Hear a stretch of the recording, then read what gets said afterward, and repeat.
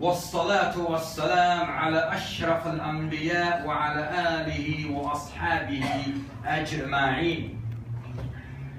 أهلا وسهلا للجميع. May Allah subhanahu wa ta'ala preserve all of you and protect you from the demonic behavior, the subtle devilish activities that exist in our era. Subhanallah Khaliq. It can't get worse, can it? That satellite above us, a'udhu billah, they are the horns of the devil. This, bi'idhnillahi ta'ala, allows you to understand how to shield yourself from this evil that is everywhere, in every society, in every community, in every home, because that satellite exists therein. So protect yourselves and your families from that which is the horns of the devil, and that is the satellite that comes directly in the crux, in the bedrock of your living rooms. Even if you go to sleep, you're underneath that doona, and that satellite exists. May Allah protect us, wallahi, may Allah protect us. As you can see tonight, inshallah ta'ala, we are at the last stage of the first, you can say, phase of these lessons, which is Ahlas Sunnah wal Jama'a. This is the last of the first stage. Previously we studied the term Sunnah. As you know, Ahlas Sunnah wal Jama'a. And this is the second part of that phrase, Al-Jama'a. And once you finish this, walillahi alhamd, you should understand thoroughly the definition of Ahlas Sunnah wal Jama'a and what it means to be from amongst Ahlas Sunnah wal Jama'a, and who are Ahlas Sunnah wal Jama'a. Because we know out there today there are many claimants that exist saying, we are Ahlas Sunnah wal Jama'a. They are not. We are, they are not. We are, they are not. So who is? Bi-idhnillahi ta'ala, tonight, there should be no blemish of doubt in anyone's mind to the exact definition of it and whom it belongs to.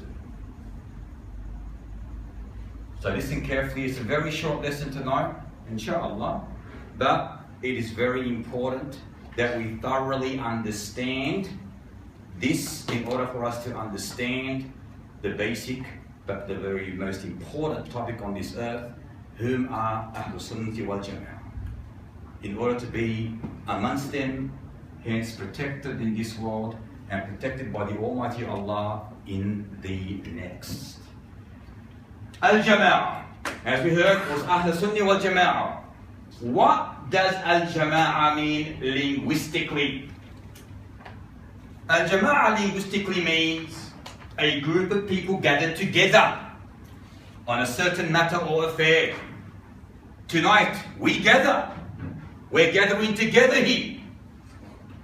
Regardless of why we're gathering, we are gathered. But obviously there's a reason why we're gathered. But we are called the Jama'a in language terms. Ijtama'na. We are assembled. We are gathered together upon a matter, and obviously our matter is for no other reason than for the sake of Allah subhanahu wa ta'ala. So this linguistically is considered a Jama'a. That's in language terms. And Al-Jama'a linguistically is the opposite of what? Of separation, of disunity. Mafhum? Any problems there? Alhamdulillah. What is important to us tonight is to understand the technical meaning of Jama'a. Jama'a technically means, from the Islamic standpoint, it is those who unite upon the truth. Basically, this is the definition. It is those who unite upon the truth.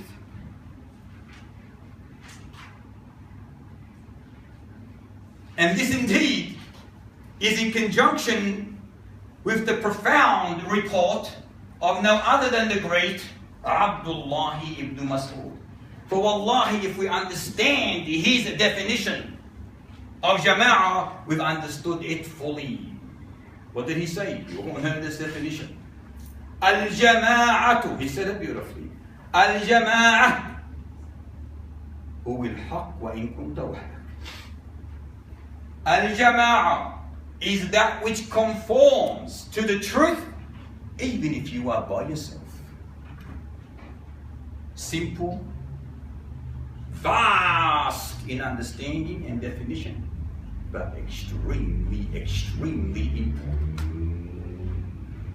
Al-Jama'a is that which conforms to the truth even if you are by yourself. What is intended here? That the truth must be followed. In other words, sticking to the truth. Even if those doing so are few in number, while those opposing the truth are great in number. It must not deter you. We as Muslims are not obliged to follow the majority, and we shall get to that inshallah ta'ala. This misconceived point, we're going to talk about that inshallah ta'ala soon. We do not look at, oh wallah, Masjid Imam Ali, they said there's a lot of followers there, and there's the Jammah there.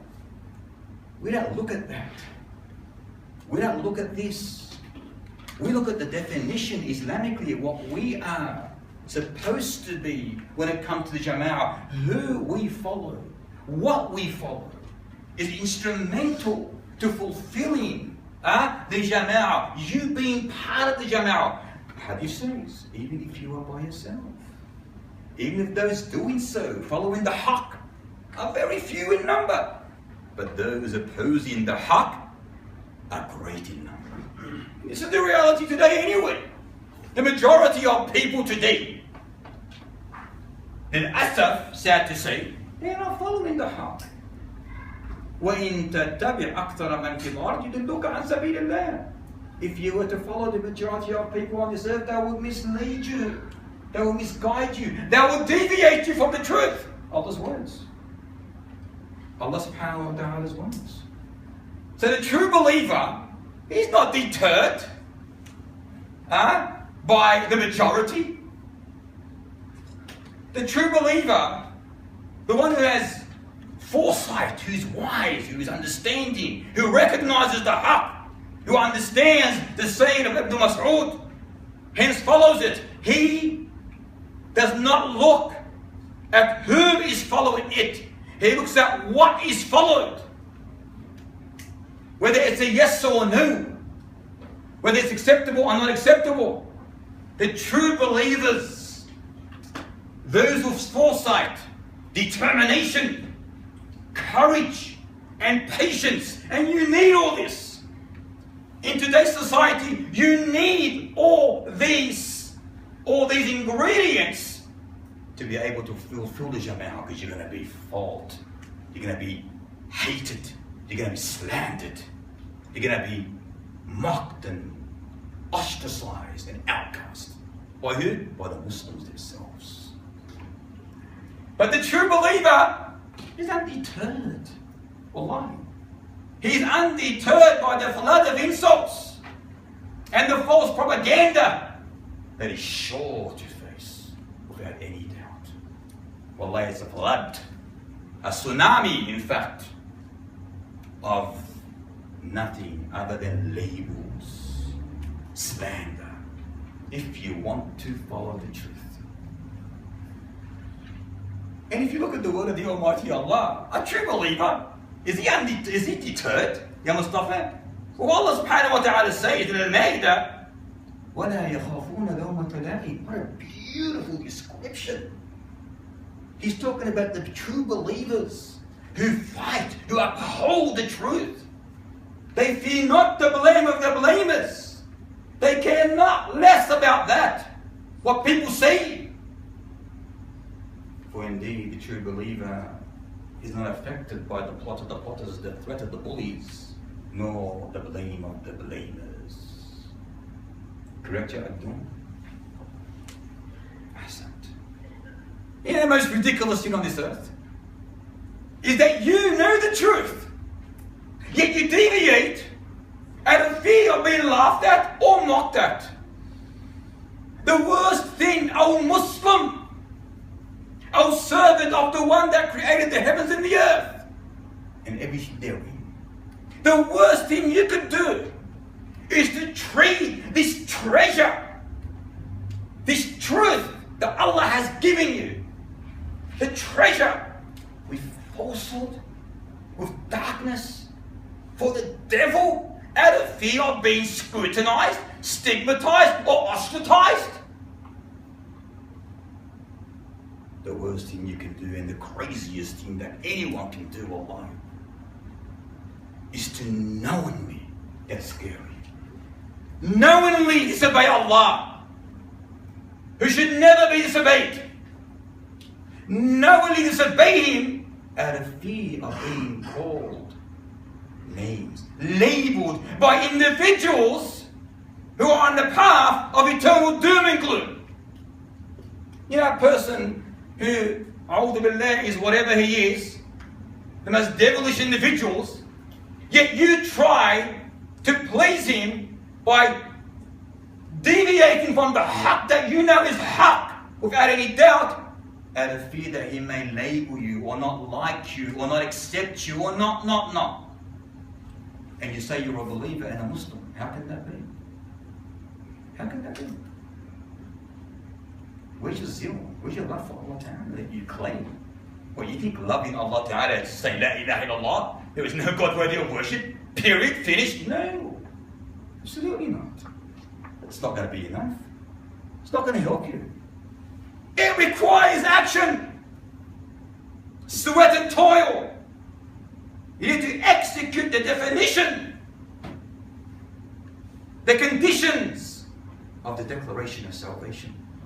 Hence, you show your true love for the one that created you and owned you. It's got to materialize and manifest in every perspective of your life. Not just a mere utterance, lip service. I'm a Muslim. But you then look at him and you see him. Well, you just said you're a Muslim. You know, I am a Muslim. Well, what's this? Did you know when you say La ilaha illallah, you are actually committing a contract with the one that created you, saying to him, Ya Allah, I am saying this, hence from now onwards, I submit, I surrender, I give up everything. Whether I like it or do not like it, does not matter. What you say, I do. Submission is one of the conditions of faith. I don't like wearing the hijab, well, it's not up to you.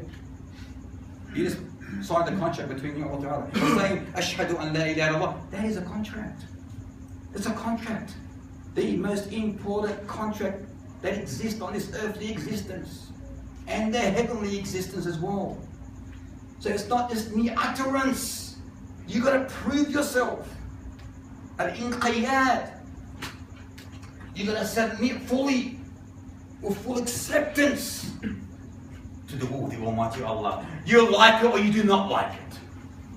So how can anyone claim that they love Allah subhanahu wa ta'ala, yet they change the deen knowingly, compromise their faith knowingly, forget the ignorant, knowingly. You have knowledge that this is not acceptable, that you shouldn't do that, yet you still do it out of fear that Henry or Ahmad said, I shouldn't do it. Or that if I do it, they're not going to be happy with me. Or they're not going to accept me. It doesn't work like that. It doesn't work like that. Al-Jama'a, if you want to be part of that, you better get rid of that behavior. You know, it's sad to say social pressure today, or peer pressure, but social pressure today, what man has done, the question of halal and haram, the question of right and wrong, has been changed into a question of acceptable and unacceptable to who? To the evil forces of others, of human beings. A profound, wallahi, statement. The question of halal and haram that Allah made of right and wrong that Allah said has been pushed away into a question whether it's acceptable or not acceptable, halal or haram, right or wrong, according to people, according to individuals who have no clue of Islam, who do not want to please Allah, who in fact are enemies of Allah, yet you're trying to please them to get accepted by them, while at the same time you are rejecting the pleasure of Allah subhanahu wa ta'ala. Does that make sense? Honestly.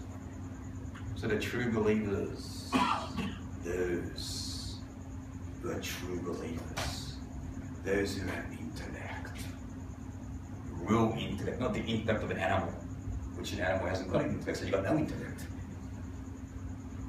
He thinks, she thinks, both they're wise, they're determined, they're patient, because they know they're going to be attacked. They've got courage, they stand up for the haq. They stand up for the haq under every single circumstance.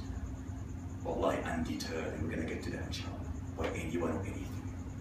This is being part, really part of the Jammah. If this is haram, no matter who comes and says it's not haram, although it is haram by Allah, you say it's haram. I'm sorry, my deen says it's haram. I'm a Muslim. I don't agree to your way. Nor do I respect your way. Totally, it's haram in my deen, and I agree to my deen. Don't ever bow. Don't ever bow to anyone but Allah subhanahu wa ta'ala. And we see today, many are failing in this area. And yet they claim to be part of the Jama'a. What Jama'a are you talking about? What Jama'a are you talking about? You are not part of the Jama'a if you compromise your deen knowingly out of fear of others. So, do you understand technical meaning of Jama'a? Mustafa, what was it? Not to get the rest of the explanation. A group of people that are united. Those who unite upon the truth. But unite what? Really unite.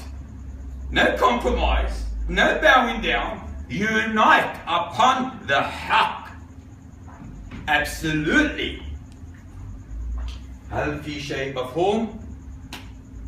عادل. Comprehensive, pensive? Anjad, capiche? You got Italian area? Yeah, but capiche anyway. Number 3. Other names given to Ahlas Sunnah wal Jama'a. You are going to hear of other terms that have been labeled and rightfully said regarding Ahlas Sunnah wal Jama'a. I'm going to give you a few of them. So in the future, bi'idhnillah ta'ala, if you come across them, you don't get shocked or you don't get amazed or you, what's going on here? I thought it was us. No. There are other names that have been given lawfully by no other than the legislator, whom is Ya Mustafa. Who's that legislator? Number 1, Al-Firqatu An-Najiyah. Al-Firqa An-Najiyah. You want me to write it up? Yes, please. Come and what is erase this section, please. Or actually erase from here to here. Al-Firqa An-Najiyah.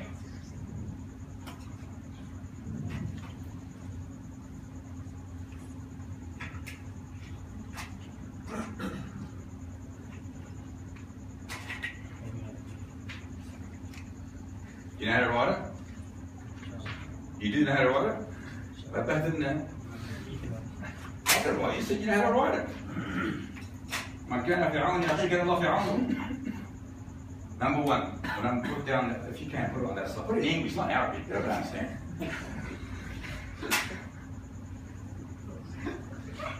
Like trying to feed chips to the cat. Actually, some cats eat chips, believe it or not. Al-Firqa An-Najiyah.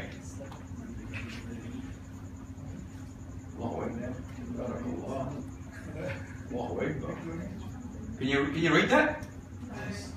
It is a bit of sort of, you know, Mate, we have to have 16. Like, I've got 6 or 7 there.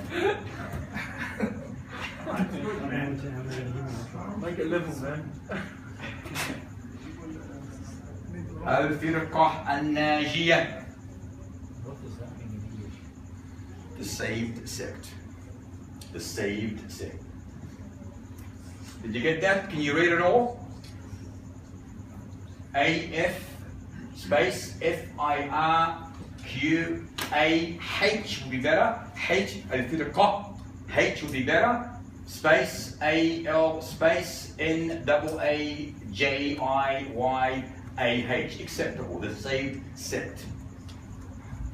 That's the way you transliterate it. Al-Firqah al-Najiyah. Number 2, which is equal to that, Al-Ta'ifa al-Mansura. Al-Ta'ifa al-Mansura. Al-Ta'ifa al-Mansura. I'll spell it out to you guys for those that can't see it. A-L space T-A-A-I-F-A-H, Al-Ta'ifa, space A-L space M-A-N-S-O-O-R-A-H. That's according to our beloved Mustafa's writing. Okay, that is the victorious group. The saved sect, the victorious group. Now, this label comes from his statement, sallallahu alayhi wa sallam, within the hadith of Al-Mughira ibn Shu'bah, when he said, "There will never cease a group of my people, ta'ifa, a group of my people upon the truth, fighting the truth, undeterred by those who forsake them or try to harm them, and they will continue this path until the command of the Almighty Allah befalls them." What was his name? Al-Mughira ibn Shu'bah is the narrator. Al-Mughira ibn Shu'bah. They will never cease to exist. There will never cease to exist a group from my ummah, a group from my ummah, fighting for the truth. Ta'ifatun min ummati, fighting for the truth, upholding the truth, undeterred by those who forsake, undeterred by those who forsake. Continue, Yaskini. Very good, tabarakallah. Undeterred by those who forsake them or try to harm them, and they will continue on this path until the command of Allah befalls them. Number 3, As-Salafiyyah. As-Salafiyyah. As-Salafiyyah, and you all know how to spell that. A-S space S-A-L-A-F-I-Y-A-H.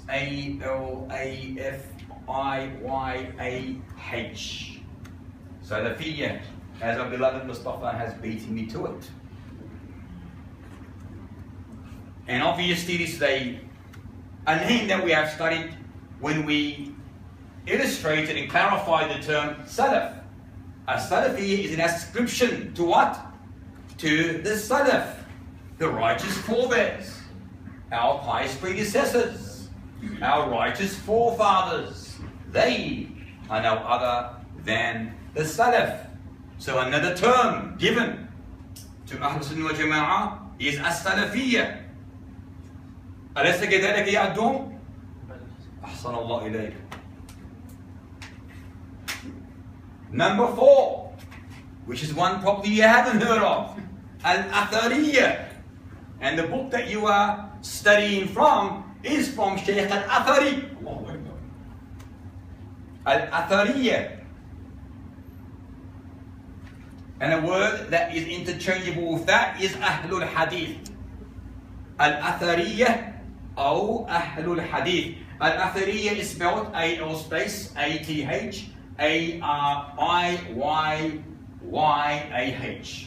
And Ahlul Hadith, I'm pretty sure you all can write it.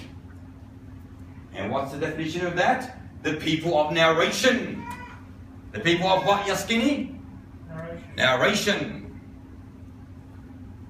Ahlas. As Ibn Abi Hatim al-Razi said it beautifully. The sign of the people of innovation is them fighting the people of athar, of narration. A sign of the innovators is them fighting the people of hadith. One Sufi said, an elite Sufi, look, I'm not going to get into Sufism because there are good Sufis on the bottom level. Those who just say that, you know, we should be ascetic towards worldly possession, but they don't go beyond that. But the so-called elite Sufis, as one said, he said, that you people, ya Ahlul Athar, he said, people of hadith, claiming us, you follow the dead narrators. How can you follow dead? Because all the narrators are dead. Well, we follow Al-Hayyu alladhi la yamut, he said. In other words, he said, Haddathni qalbi an Rabbi. My heart has just spoken to me in regards to Allah. So he says, we directly speak to the Hayy, to the living that never dies. We don't need Ahlul Athar, the narrators who are dead. Anyway. Mafhum, any problems with these terms?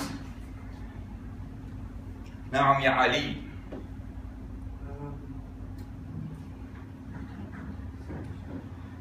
Just they will never cease to exist fighting the truth. I just need the end of it. There will never cease to exist a group from my ummah upholding or fighting the truth, undeterred by those who forsake, oppose or try to harm them, and they will continue on this path until the command of Allah befalls them. What's the command of Allah, ya Adam?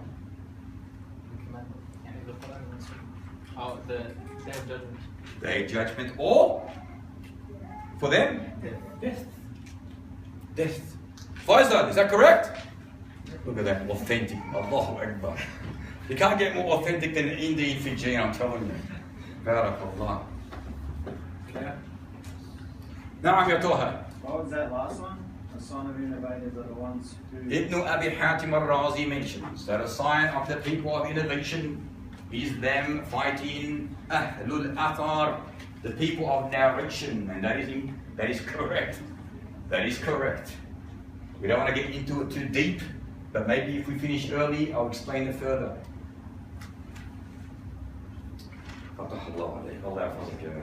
Thank you very much. Mother reward you. Number 4, a unique distinction, or you can say a special name given to Al-Sunnah wal Jama'a.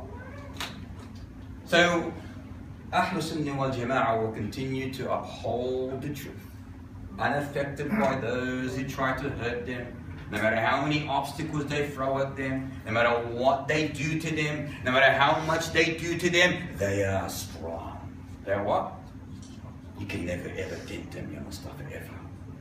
They are built, wallahi, on such power, on iman and taqwa, that no one, nothing can affect their heart. They will walk straight, and they will walk straight even if there are billions or the whole world is trying to pull them off that. Never. You can touch my body, you can kill me, you can torture me, you can incarcerate me, you can skin me alive, but my mind and my soul will never ever be captivated by you. This is the people of Al-Jama'a, mind you. Now this group, Al-Jama'a, Ahlas Al-Jama'a, they are the minority, not the majority. They are what? A minority. And this is in conjunction with the hadith is mentioned. A group of mine or from my ummah, a group. This group will be labeled with many names. Wahhabis, extremists, fundamentalists, fanatics, they're overzealous, they're this, they're that. Labels upon labels upon labels will be thrown at them. But there is one unique name. that we are even witnessing today, or even our own within kind are saying this to us Muslims who are adopting the path of haqq. What is it, Ya Mustafa? No, Khawarij. We are far. We actually Some people do fight the Khawarij. And he's saying that's what they're labeled as. No. Extremists? There's one name that's a praiseworthy name.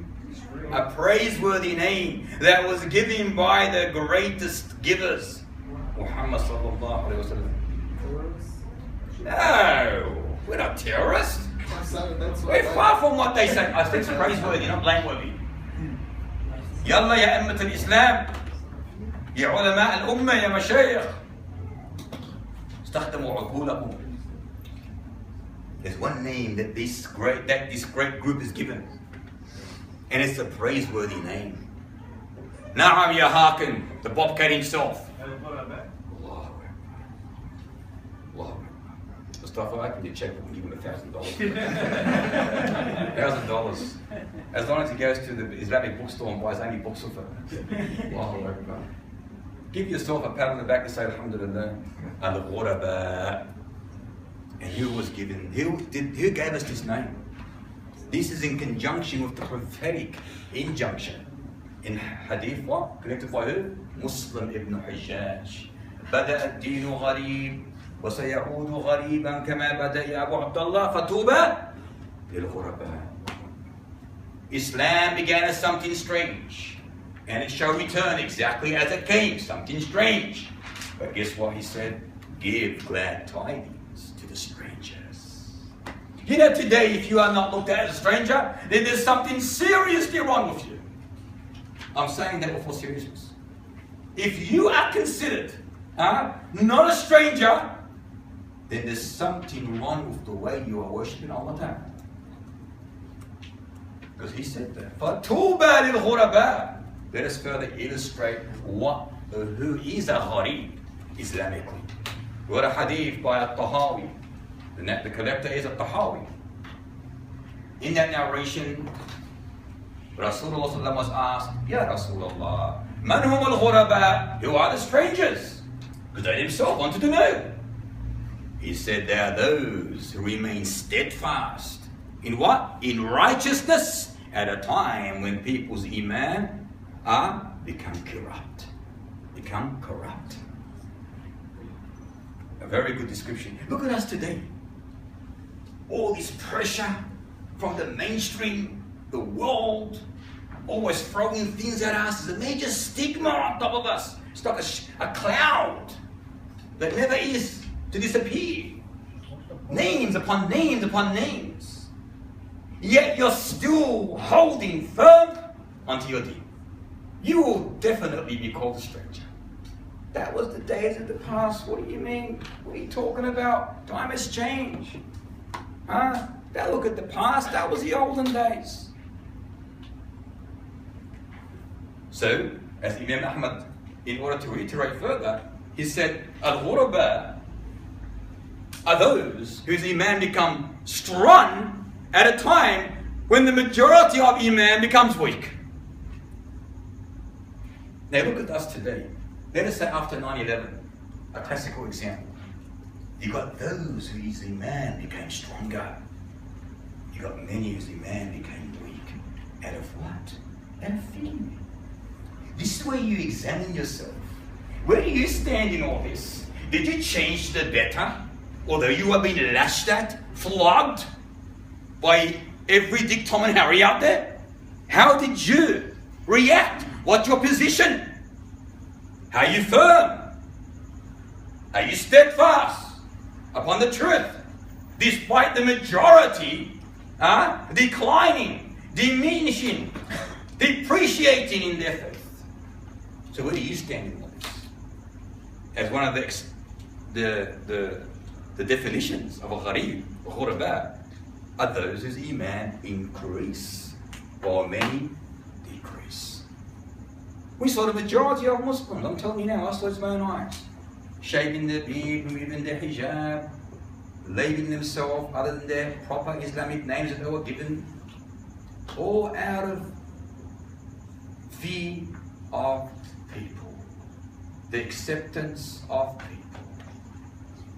That's one definition of ghuraba. Number two, by Abu Isa, Imam Muhammad ibn Isa al-Tirmizi. He was asked, Ya Rasulullah, man hum al-ghuraba? He said, those who correct what people have corrupted of my sunnah. Allahu Akbar. Another definition of ghuraba. Those who correct what people have corrupted of my sunnah. In other words, those who revive, who teach my sunnah at a time when the majority of people are throwing it away, are not adopting it, are not giving it its due proportion.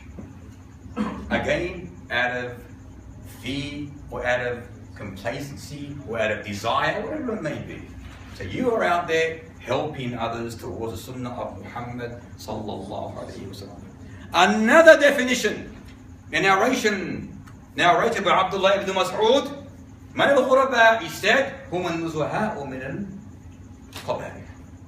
Those who withdraw themselves from their tribes, their clans, their people, their relatives, their cousins, their customs and traditions. In other words, they're the ones who reject corruption, nationalism, racism, innovation, even culture and tradition when it goes against Islam.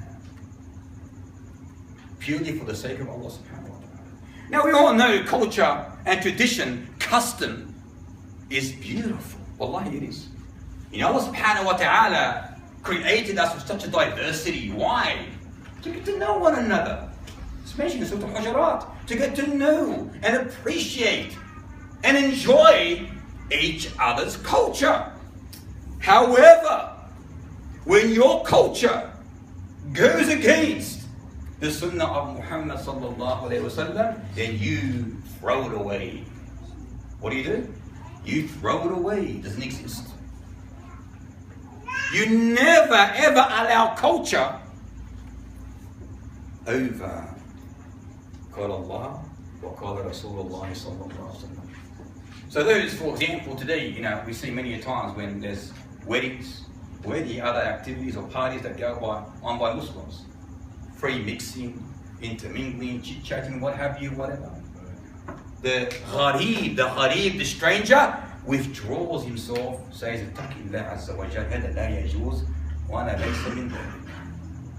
this is not acceptable and I'm not going to have any part of this. Why? Because he's a gharib. And he's considered by them a gharib. Well, you're the only one that knows Islam, they'll say to you. No one knows Islam but you. No, I'm not saying that. But I am a follower of Ahlas wal Jammah. And I want to be a true follower of Ahlas wal Jammah. And one of the signs of being a gharib, stranger, is this, as the hadith mentions. So they never ever be fooled or deceived or tricked by the majority of people, especially your relatives and your family. Because you will get attacked by them like no other. The first people that attacked Muhammad was him. His own family. His own family attacked him more than anyone else. So this is the gharib. It's a very special distinction. It's very unique. And if we were to look at today, the life of Muhammad sallallahu alaihi wasallam, the way he ate, his characteristics, the way he drank, the way he stepped, the way he prayed, fasted, performed pilgrimage, the way he worshipped Allah from every perspective, he will be considered, wallahi, the most strangest of all.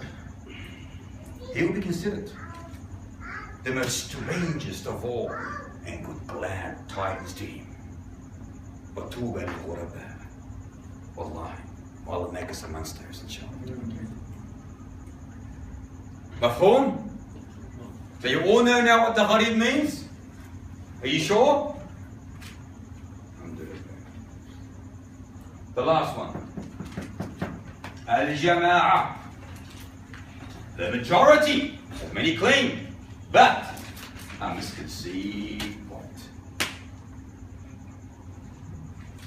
Now you all have heard this. The Jammah is the majority. You're only a few. You're only 10. You may be 100, but we're thousands. We're tens of thousands. We're the majority. Big deal. Who cares? Do you say that, Skinny? Do you look the majority? Why? Why don't you look at majority? That's not what I'm asking. I'm going to ask you where they're going to end. Why don't you look at the majority? The majority going to be on the haq? Where'd you get it from? You're saying it correctly. Where'd you get it from, bro? Nafsak? Astaghfirullah al-Azim. And is there us, our nafs, can it be legislation? You said it correctly. We have the beautiful narration that says, we all said it and heard it earlier on. ما وافق الحق الجماعة الجماعة الجماعة. Don't forget the saying of Ibn Mas'ud. ما وافق الحق الجماعة ولو كنت وحدك. That which conforms to the truth, even if you are by yourself. This is no layman speaking. This is no ignorant speaking. This is one of the most knowledgeable companion of Rasulullah sallallahu alaihi wasallam, where even Aisha would go to him for advice. Radiyallahu anha wa anhu. So, according to this profound report, the majority, Al-Jama'a, is not the majority of people in a particular place, city or country. Absolutely not. The majority is what Allah subhanahu wa ta'ala laid down for us, as mentioned before, as the principle of unity. He laid down who the Jama'a is. And we all learned this verse. وَاعْتَصِمُوا بِحَبْلِ اللَّهِ جَمِيعًا وَلَا تَفَرَّقُوا. And all of you hold on to the rope of the Almighty Allah and never ever be disunited. Now the rope of Allah is the Jama'a. How is this? We learned from Sheikh al-Islam that the rope of Allah is the Quran and Sunnah. The Jama'a is built on this. We don't unite for the sake of unity. We don't gather for the sake of gathering. I'm not going to gather with Shiites. I'm not going to gather with Ahmadis. I'm not going to gather with the Khawarij. I'm not going to go with anyone. Wallahi, I'll never do this. That goes against the Sunnah, the authentic Sunnah. Because I'll be gathering on something other than the Jama'a. I gather on one and one thing only. My gathering, my unity is built upon the methodology of the righteous forebears, the Salaf Salih. That's the Jama'a. Where did I get that from? Not from me. I don't have anything from me. That is from the hadith itself. When he mentions that this ummah will be divided into 73 groups. 73, correct? 72, Ya Mustafa? In hell, except one. And they asked him, Ya Rasulullah, who is that one? He said, Al-Jama'a. Clearly cut. Proof. Allahu Akbar. No one can ever reject this. No one. Al-Jama'a. Another narration. Man hum ya Rasulullah. When regarding this sect, what I and my companions are on. He defined the Jama'a for us. So according to this, Al-Jama'a, at the end of all this talk, is that which conforms, concurs, agrees to the methodology of the Salaf al-Salih. No other. So if you do not accept their methodology, abayta or radit, it's not up to you. If you do not accept it, you are not part of Ahlas wal Jama'a. Hence, at the end of all this, you can determine, you can diagnose any group, anyone who says, I'm from Ahlas wal Jama'a. You speak to him 1 minute and you should be able to understand whether he is truly from them or not. Wallahi. It's not difficult. It's not hard to understand after all this who truly is Ahlus Sunnah wal Jama'a. Na'am ya Isa. Regarding the 72 sects, is that eternal? Why? Scholars have said regarding the 72 groups, other than this one that's been saved, are under tahta al-mashi'ah. They are under the will of the Almighty Allah. إِن شَاءَ عَذَّبَهُمْ وَإِن شَاءَ غَفَرَ لَهُم. If he so desires, he forgives them. And if he desires, he punishes them. But they will not be eternal, according to the majority of scholars. For me, I say. Naam, ya Yusuf. Those 72 sects, they're not like, for example, Shiites aren't. No. That's right. The scholars again have said the 72 groups that are destined, as the hadith says, to hellfire, they are still in the pale of Islam. They have not exited Islam. If you have exited Islam, anyone of these groups or a group, then they are not part of the 72. So according to this, anyone that has actions that are built upon shirk or whatever it may be, they will not be incorporated or included in this 72. That's the majority of scholars, mind you. So it's very important to understand this, because many a time we'll say, just unite, it's okay. But unite with food, brothers and sisters, with food. Like really, what is unity all about? Are we just looking for people to unite with and sit in groups and say, look at us? No, Allah does not look at that. There has to be a crux, a bedrock. There must be something there that you're uniting upon. And the unity that we unite upon is this. The rope of Allah Ta'ala. Not anything else. And the rope of Allah is the Jammah. In conjunction to the Quran and Sunnah. Purely. This is what we unite upon. Guess what? If Islam says it's haram, it remains haram to the end of days. That's the definition of Jammah. And you never ever compromise whatever Allah has said due to time or place. Understand that. And if you do so, you are not part of the Jammah. It's as simple as that. I just hope you understand the definition of Jammah and the power in Jammah, and how you will be untouchable, wallahi invincible, wallahi, if you adopt the Jammah correctly. No one can ever harm you, because you've got the greatest one there who is monitoring you 24 hours a day. He is your guardian. So how in the world can you go wrong? How? Yet saying all this, he will examine you, and he will allow obstacles to be thrown at you and trials to be thrown at you. If Allah loves a servant, he will put him at trial. He will examine him because he loves him. He wants to see the power of his iman. Look at Ibrahim alayhi salam. كان أمة واحدة, him by himself. By himself, one nation. The whole world was against him. That he had the most powerful heart that existed. That one man on his own, or one nation. Was he not the Jammah? He was only by himself. So he was not part of the Jammah, was he? The Wahdu. Who in the world, in their right mind, would say, no, he's not the Jammah, he's only one. The majority are those who are idol worshippers. MashaAllah anhum. Those that claim the Jammah is not the few. Again, it's not quantity that is looked at, it's the quality. What's it built on? What's it built on? So brothers and sisters, be aware today, we are facing a major dilemma, wallahi, out there in many masajid, many marakis, who are just throwing their deen outside the window for a simple fear of being looked at or labelled. If you do the right thing, there's no need to be labelled anyway. You won't be labelled if you're doing the right thing by Allah Ta'ala. It's impossible. Because Muslims aren't terrorists. Muslims aren't extremists.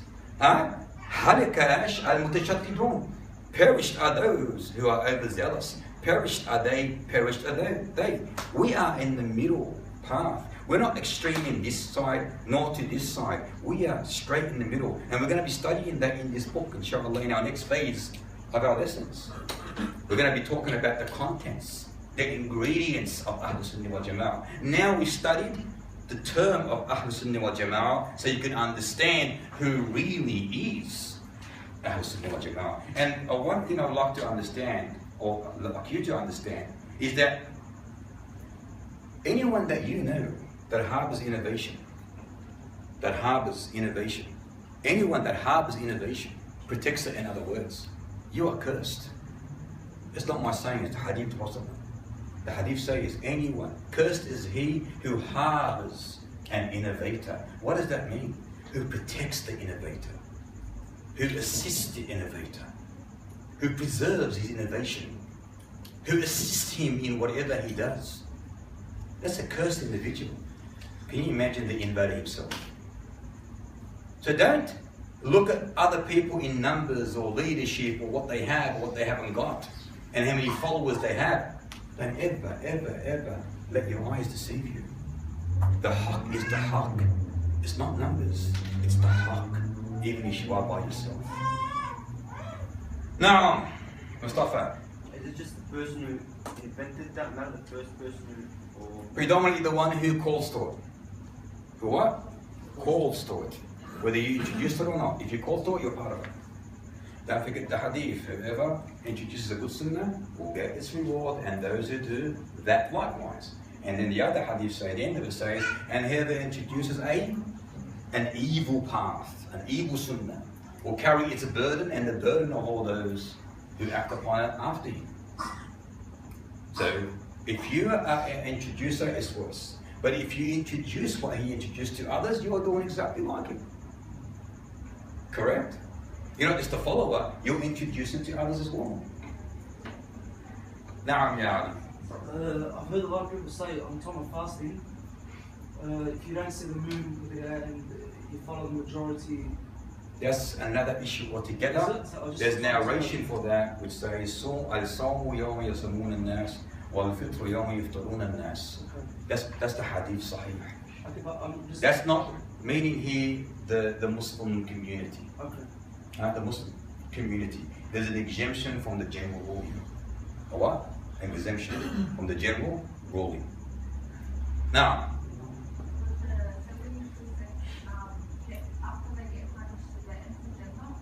the 72 sects, the scholars have mentioned, the majority of scholars, that they will be under the Mashiach, the will of the Almighty Allah. If He so pleases, He will punish them, and He may not even punish them and allow them to go to Jammah. However, as the scholars have said, those who enter Jahannam, they do not remain eternally therein. They will be leaving bi'idhnillahi ta'ala from hellfire at a time that only Allah knows.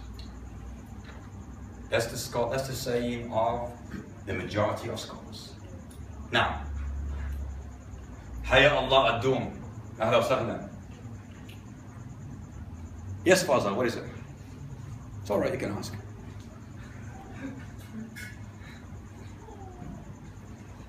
Naam ya Mustafa. The consequence of Latif. Yadullahi ma'al Jama'a. The hand of the Almighty Allah is with the Jammah. So whose hand are you going to have after that? In other words, Allah will be your protector. You know, He will help you, He will assist you, He will be a wali of Allah subhanahu wa ta'ala. And as in the hadith is mentioned, clear hadith Qudsi, there's two individuals that wage war with Allah. And who are these two individuals? There's no other individuals in the Sunnah that wages war with the Almighty Allah. Na'am ya Abdullah. Those who?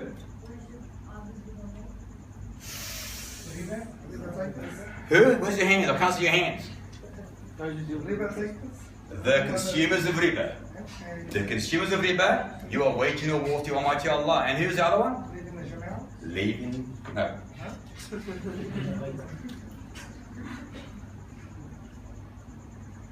No. Those who wage war against the awliya Allah, Allah will wage war against him. It's been mentioned on the day of resurrection for the consumers of riba that after they're resurrected from their graves, they will be given a shield and a sword. They go, here you are, go fight. He will say, who fight with him? Go fight with your Lord. Brothers, sisters, keep away from riba. Now, yeah, maybe something basic and simple here. You're going to reset yourself on a day of breath. On the day of grief, wallahi, you're going to resent yourself. What have I done? You wipe it in your hands. What have you done? Well, you're told, why'd you do it for? It's simple. Why? For me, penny? For me, penny? The whole earth that we live in today is approximately, if we do, 60-70 years. Correct? We live for about 60-70 years. The day of judgment is 50,000 years. Give each one its due proportion. Live in this life, giving each one its direct measure that it deserves. Surely it deserves more than just these 5 prayers. Surely. Consider. No. Is it true that everyone will consume even the dust of riba? There's a hadith من علامات الساعة, I'm on a sign of the hour, that no one, and this is today indefinitely, no one will be saved from riba. For example, in the olden days, they used to have carriages, correct? And they had no cars, and they had no bitumen, like tar roads and so forth and so on. When a horse rode, the dust, flies everywhere. No matter how clean you want to be or you want to stay, if you're on the side of that road, you're going to get affected by that dust. The dust of riba is going to be exactly the same. Look, let us be logic here. We put money in our bank, in the bank system. Sometimes you can't help yourself. You've got to wait for a check to clear, many other reasons. It's almost impossible not to use the bank system. What does the bank do? Uses. Is the bank even knowing? Well, if you know it, you know it. No. It definitely works with riba. You're part of the system. You can't avoid it. But you deliberately enjoying it for yourself or others, that's the haram. Like ya Ali, ya Habibi, ya Aziz. It's recorded now. نعم يا مصطفى. ما شاء الله مصطفى. Allahu Akbar. Mustafa. Not you. Too many Mustafas here. What's Mustafa mean, Mustafa? The chosen one. Are you the chosen one? Allahu Akbar. Allahu Akbar. تفضل يا حبيبي.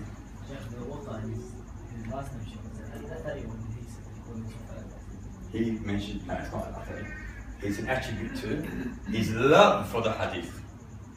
SubhanAllah, the scholars, they love, for example, hadith so much, they'll attribute themselves to al-athar. In other words, it's saying, I am from the people of narration, whether you like it or not. Now. أهلا بمحمد سعيد، شو عندك؟ يلا بسم الله. ما عندك شيء؟ The innovation that wasn't haram, Sheikh? Is innovation worse than haram? Absolutely. And there are many scholars too